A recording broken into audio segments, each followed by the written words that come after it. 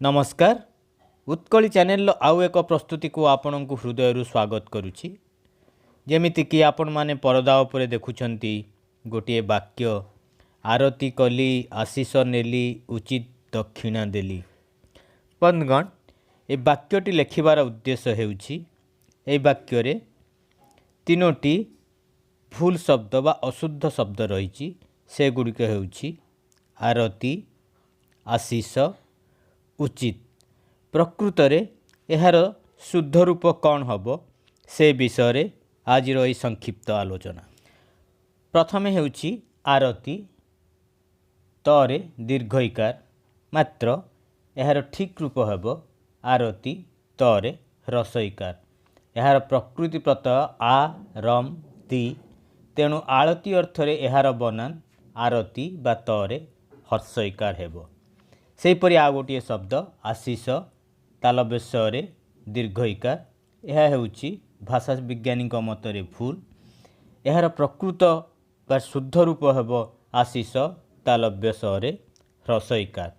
आशीर्वाद अर्थरे एही शब्दटी को व्यवहार करा जाउथिबारु ताहारी अनुकरण रे आशीष बा तालव्यୟରେ दीर्घईकार दिया होई लेखी होई जाए किंतु शुद्ध बनानटी हेउछि आशीष जेमतिकी देखुचंती परदा उपरे आ तालव्यस्य ह्रस्वईकार स।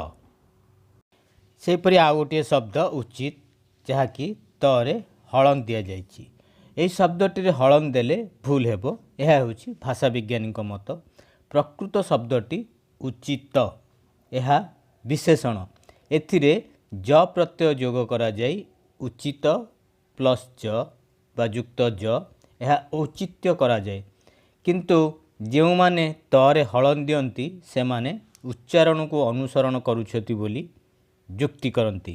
जानिबा दरकार जे आमे अनेक हलंत नथिबा शब्द रे हलंत लगाई कहू जेपरि भावरे मोटू परे आज बंद पालन एठारे बहुत पानी एते साहस इत्यादि इत्यादि एही नियम रे हलन देले आम लेखा हलंतरे पूर्ण हो जिवो। तेणु एहाकू लेखिला बेले बा उचित लेखिला बेले एहाकू उचित बा बिना तरे बिना हलंतरे लेखिले एहा ठीक हेबो।